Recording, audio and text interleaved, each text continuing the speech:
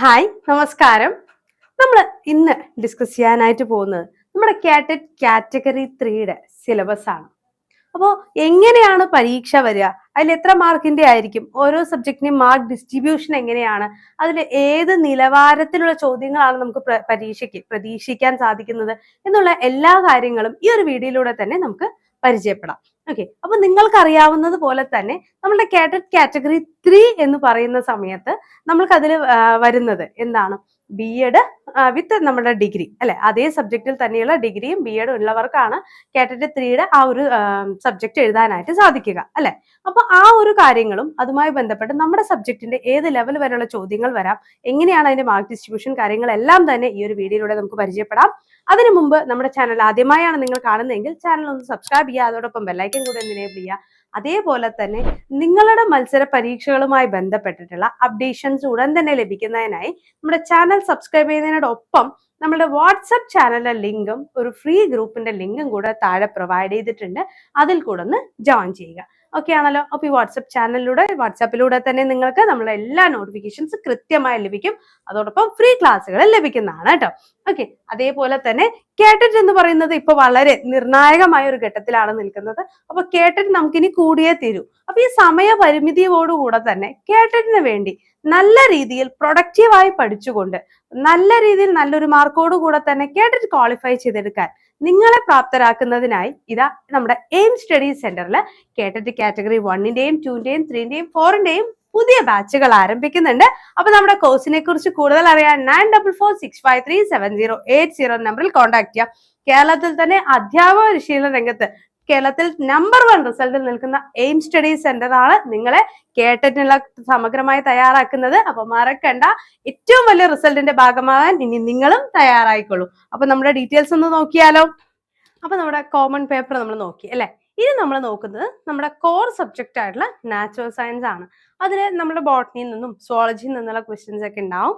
അത് നമുക്ക് 50 മാർക്കിന്, അതിനുശേഷം 30 മാർക്കിന്റെ പെഡഗോജി. ഇതാണ് മാർക്ക് ഡിസ്ട്രിബ്യൂഷൻ വരുന്നത് കേട്ടോ. അപ്പൊ ടോട്ടൽ എത്ര മാർക്കാണ്? 150 മാർക്ക്. അപ്പൊ എങ്ങനെയാണ് മാർക്ക് ഡിസ്ട്രിബ്യൂഷൻ സബ്ജക്റ്റുകളൊക്കെ നോക്കിയാലോ. നമ്മുടെ നാച്ചുറൽ സയൻസിന്റെ പോർഷൻ എടുക്കുമ്പോൾ നമുക്ക് സ്റ്റാർട്ടിങ് തന്നെ എന്താണ്, ലിവിംഗ് വേൾഡ് ആണ്. ഓക്കെ, ലിവിംഗ് വേൾഡ് അത് ക്ലാസിഫിക്കേഷൻ, ബൈനോമിയൽ ക്ലാസിഫിക്കേഷൻ, അതിന്റെ ടാക്സോണമിക്കൽ എയ്ഡ്സ് കാര്യങ്ങളൊക്കെ വരുന്നുണ്ട്. ബയോളജിക്കൽ ക്ലാസിഫിക്കേഷനിൽ നമ്മുടെ 2 കിങ്ഡം ക്ലാസിഫിക്കേഷൻ മുതൽ എന്താണ് വിറ്റാക്കറിന്റെ 5 വരുന്നുണ്ട്. 6 കിങ്ഡം ക്ലാസിഫിക്കേഷൻ, ഇതിന്റെ എല്ലാം എക്സാമ്പിൾസ് ലൈക്കൺസ് ആൻഡ് വൈറസസ് അടക്കം കേട്ടോ, അതുവരെ വരുന്നുണ്ട്. ദെൻ പ്ലാന്റ് കിങ്ഡം നോക്കുമ്പോൾ algae, bryophytes, pteridophytes, gymnosperms, angiosperms, ഇതിന്റെ എല്ലാം ലൈഫ് സൈക്കിള് അതുമായി ബന്ധപ്പെട്ടുള്ള കാര്യങ്ങളെല്ലാം വരുന്നുണ്ട്. ആനിമൽ കിങ്ഡം എടുക്കുമ്പോൾ കോർഡേറ്റേറ്റ്സും നോൺ കോർഡേറ്റ്സും നിർബന്ധമായും പഠിച്ചു വെക്കേണ്ട മേഖലകൾ തന്നെയാണ്. ഓക്കെ, ആപ്ലിക്കേഷൻ ലെവലിലാണ് ഇപ്പൊ ചോദ്യങ്ങൾ വരുന്നത്. അപ്പൊ കുറച്ചുകൂടെ ഹയർ ലെവലായിട്ട് പഠിക്കുന്നത് വളരെ നല്ലതായിരിക്കും. പുതിയ ടെക്സ്റ്റ് ബുക്ക് എന്നുള്ള ചോദ്യങ്ങളും നമുക്ക് പ്രതീക്ഷിക്കാവുന്നത് തന്നെയാണ്. Okay, then morphology of the angiosperms എന്ന് പറയുമ്പോൾ റൂട്ട് സിസ്റ്റം, അതേപോലെ ഇതിന്റെ structure, function, shoot system, leaf, അതിന്റെ അറേഞ്ച്മെന്റ്സ്, അതേപോലെ തന്നെ ഫ്ലവർ, ഇൻഫ്ലോറസൻസ് വരുന്നുണ്ട്, ഫ്രൂട്ട്സ് ആൻഡ് സീഡ്സ്. ഇത്രയും കാര്യങ്ങൾ നമ്മൾ അവിടെ അറിഞ്ഞു വെച്ചിരിക്കണം. ഓക്കെ, ദെൻ അതേപോലെ നമുക്ക് അടുത്ത വരുന്നതാണ് ഏതെന്ന് പറയുന്നത് നമ്മുടെ സെൽ ആൻഡ് സെൽ ഡിവിഷൻ. അപ്പൊ സെല്ല്, അതിന്റെ സ്ട്രക്ചർ, മൈറ്റോസിസ്, മിയോസിസ് പോലെയുള്ള ഭാഗങ്ങൾ നമ്മൾ അറിഞ്ഞു വെച്ചിരിക്കുക. അനാട്ടമി ഓഫ് ദ പ്ലാന്റ്സ് എന്ന് പറഞ്ഞു വരുന്നുണ്ട്, cell tissue, then anatomy stem, root, leaf, ഇതിന്റെ ഡൈക്കോട്ടോൺ, മോണോകോട്ട്, അതേപോലെ സെക്കൻഡറി തിക്കനിങ്. ഓക്കെ, നിർബന്ധമായും അറിഞ്ഞു വെച്ചിരിക്കുക. ദെൻ ഹ്യൂമൻ ഫിസിയോളജി എടുക്കുന്ന സമയത്ത് നമുക്ക് ഹ്യൂമൻ ഫിസിയോളജി മാത്രമല്ല, ഡിഫറെന്റ് ടൈപ്പ് ഓഫ് ഓർഗാനിസംസ്, അതിന്റെ തന്നെ ഇപ്പൊ ഫ്ലജല്ല അല്ലെങ്കിൽ നമ്മുടെ ഹൈഡ്രയുടെ എന്താണ് ഓക്കെ ബഡ്ഡിങ് പോലെയുള്ള പ്രോസസ്സ്, അങ്ങനെയുള്ള കാര്യങ്ങളൊക്കെ ചോദിക്കുന്നുണ്ട്. അതേപോലെ തന്നെ ഹ്യൂമന്റെയും അതർ ഓർഗാനിസംസിന്റെ amoeba, tapeworm, human digestion, absorption, human respiratory system, അതേപോലെ തന്നെ റെസ്പിറേറ്ററി സിസ്റ്റം എടുക്കുമ്പോൾ നമ്മുടെ എന്താണ് ബുക്ക് ലെങ്സ്, അതേപോലെ സ്കിന്ന്, നമ്മുടെ മണ്ണിരയുടെ സ്കിന്ന്, അതൊക്കെ ചോദിക്കാറുണ്ട്. അതിനോട് കൂടെ തന്നെ circulatory system, excretory system, skeleton system, then അതിന്റെ എല്ലാം അഡാപ്റ്റേഷൻസ്, മറ്റു അനിമൽസിന്റെ ഒക്കെ ഓർഗാനിസംസ് എന്ന് തന്നെയാണ് ഇതിൽ ഉദ്ദേശിക്കുന്നത് കേട്ടോ. then nervous system, human reproductive system, reproductive health, then ഇതിന്റെ എല്ലാം ഹോർമോൺസ് കോർഡിനേഷൻസ്, അതായത് എൻഡോക്രൈൻ സിസ്റ്റം, ഇത്രയും കാര്യങ്ങളാണ് നമുക്ക് വരുന്നത് കേട്ടോ. then റീപ്രൊഡക്റ്റീവ് ഹെൽത്ത് എന്ന് പറഞ്ഞത് തന്നെ ഒരു ടോപ്പിക് നമുക്ക് ശരിക്കും എടുത്തു പഠിക്കുന്നുണ്ട്. കാരണം എന്താണ്, അതിൽ നമ്മുടെ contraceptive methods, reproductive techniques, sexually transmitted diseases, അതിന്റെ റെമഡീസ് കാര്യങ്ങളൊക്കെ വരുന്നുണ്ട്. ഓക്കെ, അല്ലെങ്കിൽ precautions. Then human health and disease എന്നൊരു ഭാഗമുണ്ട്, അതിൽ ട്രാൻസ്മിഷൻ ഓഫ് ദ ഡിസീസ് വരുന്നുണ്ട്. അപ്പൊ ഏതൊക്കെയാണ് മോഡ് ഓഫ് ട്രാൻസ്മിഷൻ, എങ്ങനെയാണ്, അതിൽ ലൈഫ് സ്റ്റൈൽ ഡിസീസസ് ഏതൊക്കെയാണ്, മാൽ ന്യൂട്രീഷൻ, നമ്മുടെ വൈറ്റമിൻസിന്റെ ഡെഫിഷ്യൻസി കൊണ്ടുള്ള ന്യൂട്രീഷൻസ് ഒക്കെ വരുന്നുണ്ടല്ലോ, അങ്ങനെയുള്ളത്, ഡിഫറെന്റ് ഡയഗ്നോസ്റ്റിക് ടെസ്റ്റുകൾ, then antibiotics, first aid, blood ഡൊണേഷനുമായി ബന്ധപ്പെട്ട കാര്യങ്ങൾ, വാക്സിനേഷൻസ്, ഇമ്മ്യൂൺ ഡിസോർഡേഴ്സ്, ഇതെല്ലാം വരുന്നത് ഏതിലാണ്, നമ്മുടെ ഈ ഹെൽത്ത് ആൻഡ് ഡിസീസസ് എന്ന സെക്ഷനിലാണ്. ഓക്കെ, അതിനുശേഷം നമുക്ക് വരുന്ന ചോദ്യങ്ങൾ എന്ന് പറയുന്നത് റീപ്രൊഡക്ഷൻ ഇൻ പ്ലാന്റ്സ് എന്ന് പറഞ്ഞൊരു സെക്ഷൻ വരുന്നുണ്ട് അല്ലെ. സെക്ഷൽ റീപ്രൊഡക്ഷൻ ഓഫ് പ്ലാന്റ്സ് ആണ് വരുന്നത്. അതിൽ സെക്ഷൽ റീപ്രൊഡക്ഷന്റെ സ്റ്റേജസും സെക്ഷൽ റീപ്രൊഡക്ഷൻ, ഇതിന്റെ എല്ലാം ലൈഫ് സ്പാനുകളും നമുക്ക് ചോദിക്കുന്നുണ്ട്. ദെൻ റീപ്രൊഡക്ഷൻ ഇൻ ആൻജിയോസ്പേംസ് എന്ന് പറഞ്ഞു തന്നെ തരുന്നുണ്ട്. അപ്പൊ ഈ ഫ്ലവർ, അതിന്റെ ഇമ്പോർട്ടൻസ് എന്തൊക്കെയാണ്, അതായത് നമ്മുടെ പാർത്തനോഗ്രഫി, അപ്പോണിക്സ് എന്നുള്ള ആ ഭാഗങ്ങളൊക്കെ ഫോക്കസ് ചെയ്യേണ്ടതാണ്. ദെൻ ട്രാൻസ്പോർട്ടേഷൻ ഇൻ പ്ലാന്റ്സ് എന്ന് പറഞ്ഞ് നമുക്കൊരു മേഖല വരുന്നുണ്ട് അല്ലെ. അതിൽ physical phenomena like osmosis, diffusion, inhibition, ascent of sap, different theories, transpiration and glutation. Okay, ഇത്രയും കാര്യങ്ങളാണ് വരുന്നത്. ദെൻ മിനറൽ ന്യൂട്രീഷന്റെ ഭാഗം എടുക്കുന്ന സമയത്ത് essential and non essential nutrients, source and functions of essential nutrients, deficiency symptoms, hydroponics, aeroponics, അതല്ലേ, അതെല്ലാം നമ്മൾ നോക്കണം. നൈട്രജൻ ഫിക്സേഷൻ, അതുമായി ബന്ധപ്പെട്ട ബാക്ടീരിയാസിന്റെ കാര്യങ്ങൾ നോക്കി വെച്ചിരിക്കുക. ഫോട്ടോസിന്തസിസ് എടുക്കുന്ന സമയത്ത് dark reaction, light reaction, chlorophyll, chloroplast, അതെല്ലാം നോക്കി വെച്ചിരിക്കണം. അതിൽ നിന്നെല്ലാം ചോദ്യങ്ങൾ വരുന്നുണ്ട്.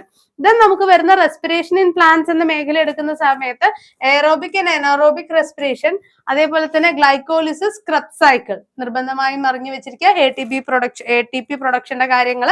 ദെൻ ഗ്രോത്ത് ആൻഡ് ഡെവലപ്മെന്റിൽ plant hormones, different types of, ഇപ്പൊ ഓക്സിൻ ആയിട്ട് നമ്മളിപ്പോ ആർട്ടിഫിഷ്യലി യൂസ് ചെയ്യുന്ന പ്ലാന്റ് ഹോർമോൺസ് ഏതൊക്കെയാണ്, അത് എന്തിനു വേണ്ടിയിട്ടുള്ളതാണ് എന്നുള്ളത് നിർബന്ധമായും ഒന്ന് അറിഞ്ഞു വെച്ചിരിക്കുക. ചോദ്യങ്ങൾ വരുന്നുണ്ട്. Types of plant movements, vernalization and photoperiodism. Okay, photoperiodism അറിയാലോ അല്ലെ. ദെൻ ഇൻഹെറിറ്റൻസ് ആൻഡ് വേരിയേഷൻസ് ഒരു ടോപ്പിക് നമുക്ക് വരുന്നുണ്ട്. അതിലാണ് എന്ത് ചെയ്യുന്നത്, നമ്മുടെ മെന്റേലിയൻ ലോസ് ഒക്കെ വരുന്നത്. ആ ഇൻക്രോസ് ഒക്കെ, ക്രോസ് പീരിയഡ്സ് ഒക്കെ വരുന്ന മോണോ ഹൈബ്രിഡ് ക്രോസും കാര്യങ്ങളൊക്കെ, dihybrid, test cross, codominance, multiple allelism, genetic ഡിസോർഡേഴ്സും മ്യൂട്ടേഷനും കാര്യങ്ങളൊക്കെ വരുന്നത് നമുക്ക് ആ ഒരു സെക്ഷനിലാണ്. Then molecular basis of inheritance എന്ന് പറഞ്ഞ് നമുക്ക് വലിയൊരു ടോപ്പിക് തന്നെയുണ്ട്. DNA-യും DNA റെപ്ലിക്കേഷനും DNA ഫിംഗർ പ്രിന്റിങ് പോലെയുള്ള കാര്യങ്ങളാണ് നമ്മുടെ ഹ്യൂമൻ ജീനോം പ്രൊജക്ട് എന്നൊക്കെ പറഞ്ഞ് നമ്മൾ തന്നിട്ടുണ്ട്, അത് പഠിക്കേണ്ടതാണ്. Then strategies in enhancement of food production എന്ന് പറയുമ്പോൾ അതിൽ animal husbandry, poultry, different types of നമ്മുടെ കൃഷി രീതികൾ അല്ലെ, poultry farming, pisciculture, sericulture, animal breeding, plant breeding, അതൊക്കെ വരുന്നുണ്ട്. ദെൻ ബയോടെക്നോളജി എന്ന ടോപ്പിക് എടുക്കുമ്പോൾ genetic engineering, DNA technology, down streaming, applications of agriculture, applications in pest resistance, application in insulin formation, gene therapy, ഇതെല്ലാം വരുന്നുണ്ട്. മൈക്രോബ്സ് ഇൻ ഹ്യൂമൻ വെൽഫെയർ എന്ന് പറയുന്ന സമയത്ത് micro ഓർഗാനിസത്തിന്റെ ഇൻഫ്ലുവൻസുകളാണ് ചോദിക്കുന്നത്. ഇൻ സ്വീവേജ് ട്രീറ്റ്മെന്റും ബയോ കൺട്രോളിംഗ് ഏജൻസിലും ബയോ ഫെർട്ടിലൈസേഴ്സ് ആയിട്ടും ഉപയോഗിക്കുന്ന മൈക്രോ ഓർഗാനിസംസിന്റെ എക്സാമ്പിളുകൾ നിർബന്ധമായും നോക്കി വെച്ചിരിക്കുക. മൈക്രോബ്സ് ഇൻ ഹ്യൂമൻ വെൽഫെയർ എന്ന് പറയുമ്പോൾ growth of micro organisms, microbes in sewage treatment എന്നൊക്കെ നമ്മൾ പറഞ്ഞു. നിർബന്ധമായും ബയോ ഫെർട്ടിലൈസേഴ്സ് ആയി ഉപയോഗിക്കുന്നത് ഏതൊക്കെയാണ്, ബയോ പെസ്റ്റിസൈഡായി ഉപയോഗിക്കുന്നതിനും എക്സാമ്പിളുകൾ നോക്കി വെച്ചിരിക്കണം. Then organisms, population and ecosystem, അതിൽ നമ്മൾ നോക്കേണ്ടത് സ്പീഷീസ് പോപ്പുലേഷനും അബിയോട്ടിക് ഫാക്ടേഴ്സ് ആയിട്ടുള്ള soil, water, light, temperature, bio factors ആയിട്ടുള്ള അല്ലെങ്കിൽ ബയോട്ടിക് ഫാക്ടേഴ്സ് ആയിട്ടുള്ള പ്രൊഡ്യൂസർ, കൺസ്യൂമർ, ഡീകമ്പോസേഴ്സ് പോലെയുള്ളതിന്റെ ആ ഒരു ചെയിന് ഒന്ന് അറിഞ്ഞു വെച്ചിരിക്കുക. ഇക്കോളജിക്കൽ സക്സഷൻസും. ദെൻ എൻവയോൺമെന്റൽ ഇഷ്യൂസിൽ പൊല്യൂഷൻ എന്നൊരു ഭാഗം വരുന്നുണ്ട്. വാട്ടർ, എയർ, സോയിൽ, സൗണ്ട്, ഇതിന്റെ എല്ലാം പൊല്യൂഷനുമായി ബന്ധപ്പെട്ട ചോദ്യങ്ങൾ. ഇവല്യൂഷൻ എന്ന് പറയുമ്പോൾ നമ്മുടെ ഒറിജിൻ ഓഫ് ലൈഫ് മുതൽ evidence of evolution, geological time scale, mechanisms of evolution, origin and evolution of മാൻ എന്നുള്ള ഭാഗങ്ങളാണ്. ദെൻ നമ്മുടെ പെഡഗോജിക്കൽ സെഷൻ വരുന്നതിൽ യുനെസ്കോന്റെ 4 പില്ലേഴ്സ് ചോദിച്ചിട്ടുണ്ട്. അതുകൊണ്ട് നിർബന്ധമായും പഠിച്ചു വെച്ചിരിക്കുക. Learning to learn, learning to do, learning to live together and learning to be എന്നുള്ള 4 പില്ലേഴ്സിൽ ഉൾപ്പെടുന്നവ പെടാത്തവ ചോദിക്കാറുണ്ട്. Broad national goals of teaching biological sciences. Broad national goals ഏതൊക്കെയാണ്, അതിന്റെ ഒബ്ജക്റ്റീവ്സ് ഓഫ് ടീച്ചിങ് എന്തൊക്കെയാണ്, NCF 2005 അതിന്റെ മാറ്റങ്ങൾ നിർബന്ധമായി അറിഞ്ഞു വെച്ചിരിക്കുക. മക്കാമക്കൻ യാഗർ ടാക്സോണമിയിൽ നിന്നും കഴിഞ്ഞ പരീക്ഷയ്ക്കും 2 തവണയായും ചോദ്യങ്ങൾ വരുന്നുണ്ട്. നോളജ് ഡൊമൈൻ, പ്രോസസ്, ക്രിയേറ്റീവ്, ആ ഒരു ഓർഡർ, അതിൽ ഏതൊക്കെ ഡൊമൈനുകൾ വരുന്നു, അതിന്റെ സവിശേഷത എന്താണ്, സബ് ക്ലാസുകൾ എന്തൊക്കെയാണ്, അത് ഏതിലാണ് വരുന്നത്, നിർബന്ധമായും നോക്കി വെച്ചിരിക്കണം. നേച്ചർ ഓഫ് സയൻസ് നോക്കുന്ന സമയത്ത് പ്രോസസ് ആൻഡ് പ്രൊഡക്റ്റ് സ്കില്ലുകളെ കുറിച്ച് നോക്കുക. Science curriculum, concentric curriculum, spiral, principles of curriculum construction, difference between the curriculum and syllabus. Okay അല്ലെ. ദെൻ പ്ലാനിങ് ഓഫ് ഇൻസ്ട്രക്ഷൻ എന്ന് പറയുന്ന സമയത്ത് നമുക്ക് ക്ലാസ് റൂമിൽ അതിന്റെ ഇംപ്ലിക്കേഷൻസും മെത്തേഡ്സ് ഓഫ് ടീച്ചിങ് നാച്ചുറൽ സയൻസും ഓഡിയോ വിഷ്വലൈസേഷൻ അതിന്റെ സപ്പോർട്ടിംഗ് മെറ്റീരിയൽസ്, ദെൻ ഇവാലുവേഷൻ ടെക്നിക്സും ഏജൻസീസ് ഫോർ ക്വാളിറ്റി അഷുറൻസും നിർബന്ധമായും നോക്കേണ്ടതാണ്. ഉറപ്പായും ചോദ്യങ്ങൾ വരുന്ന മേഖലയാണ് ഇവാലുവേഷൻ ടെക്നിക്സ്, ഏജൻസീസും. ഒരു 2 മാർക്കിന് വീതം ചോദ്യങ്ങൾ ഇവിടെ നിന്ന് തന്നെ നമുക്ക് പ്രതീക്ഷിക്കാവുന്നതാണ്. അപ്പൊ ഇത്രയാണ് നമ്മുടെ നാച്ചുറൽ സയൻസിന്റെ മേഖലയിൽ നിന്നും നമുക്ക് ചോദ്യങ്ങൾ വരുന്നത്. ഓക്കെ, അപ്പോ ടോട്ടലി നമുക്കൊരു ഏകദേശം നിങ്ങൾക്ക് തന്നെ മനസ്സിലായിട്ടുണ്ടാവും. നമുക്കൊരു 150 40 സൈക്കോളജിയും 30 ലാംഗ്വേജും ബാക്കി 30 പെഡഗോജിയും 50 നമ്മുടെ നാച്ചുറൽ സയൻസും നമുക്കൊരു 90 മാർക്ക് സ്കോർ ചെയ്യുക എന്ന് പറയുന്നത് ഫോക്കസ് ഏരിയകൾ മനസ്സിലാക്കിക്കൊണ്ട് പഠിച്ചാൽ ഈസി ആയിട്ടുള്ള ഒരു കാര്യമാണ്. നെഗറ്റീവ് മാർക്കിങ്ങും വരുന്നില്ല. അപ്പൊ കൃത്യമായ ഒരു ഗൈഡൻസോട് കൂടി നിങ്ങളുടെ കേഡറ്റിനായിട്ട് തയ്യാറെടുക്കാൻ നിങ്ങൾ തയ്യാറാണ് എന്നുണ്ടെങ്കിൽ കേരളത്തിൽ തന്നെ കേഡറ്റ് പരീക്ഷകളിൽ അല്ലെങ്കിൽ ടീച്ചേഴ്സ് കോഴ്സിൽ തന്നെ കേരളത്തിൽ നമ്പർ 1 റിസൾട്ടിൽ നിൽക്കുന്ന നമ്മുടെ എയിം സ്റ്റഡി സെന്ററിൽ കേഡറ്റ് കാറ്റഗറി 1, 2, 3, 4 എന്നിവിടെ പുതിയ ബാച്ചുകൾ ആരംഭിക്കുന്നുണ്ട്. അപ്പോൾ കോഴ്സിനെ കുറിച്ച് കൂടുതൽ അറിയാൻ 9446537080 നമ്പറിൽ കോൺടാക്ട് ചെയ്യാം. ഓക്കെ ആണല്ലോ. അപ്പൊ ഇത്തരത്തിലുള്ള കൂടുതൽ വീഡിയോസ് ലഭിക്കുന്നതിന് ചാനൽ ഒന്ന് സബ്സ്ക്രൈബ് ചെയ്യുക, ബെല്ലൈക്കൺ കൂടി ഒന്ന് എനേബിൾ ചെയ്തിടുക. നമ്മളുടെ ഇൻഫോർമേഷൻസ് എല്ലാം തന്നെ വാട്സാപ്പിലൂടെ തന്നെ നോട്ടിഫിക്കേഷൻ ലഭിക്കുന്നതിനായിട്ട് എന്ത് ചെയ്താൽ മതി, വാട്സ്ആപ്പ് ചാനലിലെ ലിങ്ക് താഴെ പ്രൊവൈഡ് ചെയ്തിട്ടുണ്ട്, അതിലൊന്ന് ജോയിൻ ചെയ്യുക. അപ്പൊ മറ്റൊരു വീഡിയോ ആയിട്ട് നമുക്ക് വീണ്ടും കാണാം.